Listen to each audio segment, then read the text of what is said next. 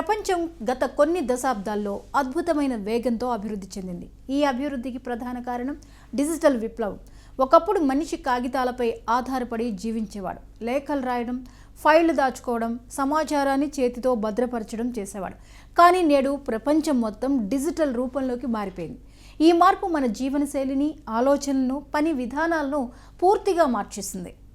Digital విప్లవం అనేది కేవలం కంప్యూటర్లు, మొబైల్ ఫోన్లకే పరిమితం కాదు. ఇది సమాచారాన్ని సృష్టించడం, నిల్వ చేయడం, పంపించడం, ఉపయోగించడం వంటి ప్రతి దశను వేగవంతం చేసింది.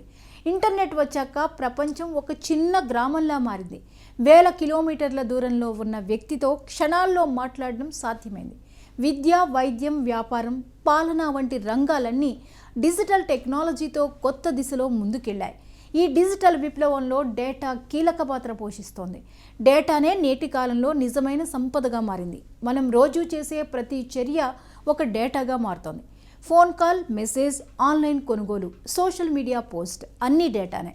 ఈ అపారమైన డేటాను భద్రపరచడం, అవసరమైనప్పుడు వెంటనే పొందడం పెద్ద సవాల్గా మారింది. ఇక్కడే డేటా క్లౌడ్ ప్రాధాన్యం పెరిగింది. డేటా క్లౌడ్ అనేది సమాచారాన్ని భౌతికంగా మన దగ్గర ఉన్న కంప్యూటర్లో కాకుండా ఇంటర్నెట్ ద్వారా అందుబాటులో ఉన్న సర్వర్లలో భద్రపరచడం. ఒకప్పుడు హార్డ్ డిస్క్ పాడైతే డేటా అంతా పోయే ప్రమాదం ఉండేది. కానీ క్లౌడ్ టెక్నాలజీ వచ్చాక ఆ భయం చాలా వరకు తగ్గింది. ఎక్కడ ఉన్నా, ఏ పరికరం ఉపయోగించినా మన డేటాను సురక్షితంగా పొందగలుగుతున్నాం.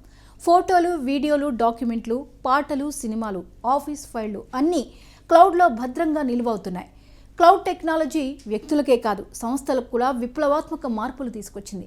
పెద్ద కంపెనీలు ఖరీదైన సర్వర్లు ఏర్పాటు చేయాల్సిన అవసరం లేకుండా అవసరమైనంత డేటా స్టోరేజ్ను క్లౌడ్ ద్వారా వినియోగించుకుంటున్నాయి. దీనివల్ల ఖర్చులు తగ్గాయి, పనితీరు పెరిగింది. ప్రభుత్వ సేవలు కూడా డిజిటల్ రూపంలోకి వచ్చి ప్రజలకు వేగంగా, పారదర్శకంగా అందుతున్నాయి. డిజిటల్ విప్లవం అనేది ప్రపంచాన్ని కొత్త యుగంలోకి తీసుకువెళ్ళింది. డేటా క్లౌడ్ ఈ మార్పుకు బలమైన పునాది అయింది. భవిష్యత్తులో ఆర్టిఫిషియల్ ఇంటెలిజెన్స్, మెషిన్ లెర్నింగ్ వంటి సాంకేతికతలతో కలిసి డిజిటల్ ప్రపంచం మరింత అభివృద్ధి చెందనుంది. ఇప్పుడు ఇంతటి టెక్నాలజీ యుగంలో ఉన్న నేటి తరానికి 20-30 ఏళ్ల క్రితం ఉన్న పరిస్థితుల గురించి అవగాహన ఉండకపోవచ్చు. ఈరోజు డాల్ఫీ ఆడియోలో పాటలు వింటూ సినిమాలు చూస్తున్నాం, క్లౌడ్ నుంచి మ్యూజిక్ వింటున్నాం. కానీ ఒకప్పుడు పరిస్థితి ఇలా ఉండేది కాదు. నేడు దాదాపు కనుమరుగైన రీల్, క్యాసెట్ గురించి కూడా నేటి తరానికి అవగాహన ఉండకపోవచ్చు. ఇప్పుడు పాతకాలంలో పరిస్థితులు ఎలా ఉండేవో, నేడు ప్రపంచం ఎంత అత్యాధునికంగా మారిపోయిందో తెలుసుకుందాం. క్యాసెట్ టు క్లౌడ్ ఇది కేవలం సాంకేతిక ప్రయాణం కాదు, మానవ జీవన గమనంలో జరిగిన విప్లవాత్మక మార్పుల కథ. ఒకప్పుడు శబ్దం వినిపించడం కూడా ఆశ్చర్యంగా అనిపించిన కాలం నుంచి ఈరోజు ప్రపంచంలోని ఏ మూలలో ఉన్న సమాచారమైన క్షణాల్లో మన చేతిలోకి వచ్చే స్థాయికి మనిషి ఎదిగాడు. ఈ మార్పుల వెనుక ఉన్న ప్రయాణం ఎంతో సుదీర్ఘమైంది. మొదట్లో రేడియో ఒక అద్భుతం. కనిపించని శబ్దం గాలిలోంచి వస్తూ మన చెవుల్లో పడడం ప్రజలకు మాయాజాలంలా అనిపించింది. వార్తలు, పాటలు, నాటకాలు, ప్రసంగాలు అన్నీ రేడియో ద్వారానే చేరేవి. కుటుంబం అంతా ఒకే చోట కూర్చుని రేడియో వినడం అప్పటి సంస్కృతి. ఊరిలో ఒకరిద్దరి దగ్గరే రేడియోలుండేవి. తర్వాత టేప్ రికార్డర్ వచ్చింది. ఇదే పెద్ద మార్పు. శబ్దాన్ని కేవలం వినడమే కాకుండా దాన్ని భద్రపరచడం, మళ్ళీ వినడం సాధ్యమైంది. మన గొంతును మనమే వినగలిగే అవకాశం ఇదే తొలిసారి. క్యాసెట్ టేపులు వ్యక్తిగత ప్రపంచాన్ని తెరపైకి తీసుకొచ్చాయి. మనకు నచ్చిన పాటను రికార్డ్ చేసుకోవడం, ప్రయాణాల్లో, వాక్మెన్లో పాటలు వినడం అప్పటి యువతకు ప్రత్యేక అనుభవం. ఆ తర్వాత వీసీఆర్ యుగం వచ్చింది. శబ్దంతో పాటు దృశ్యం కూడా మన చేతిలోకి వచ్చింది. సినిమాలు థియేటర్లకే పరిమితం కాకుండా ఇంట్లోకి వచ్చాయి. వీడియో క్యాసెట్లు అద్దెకి తీసుకుని కుటుంబంతో కలిసి సినిమాలు చూడటం ఒక పండుగలా ఉండేది. ఊరంతా వచ్చి కలిసి ఆ సినిమాలు పండుగలా చూసేవారు. తరువాత సీడీ ప్లేయర్ వచ్చింది. ఇది నాణ్యతకు కొత్త అర్థం ఇచ్చింది.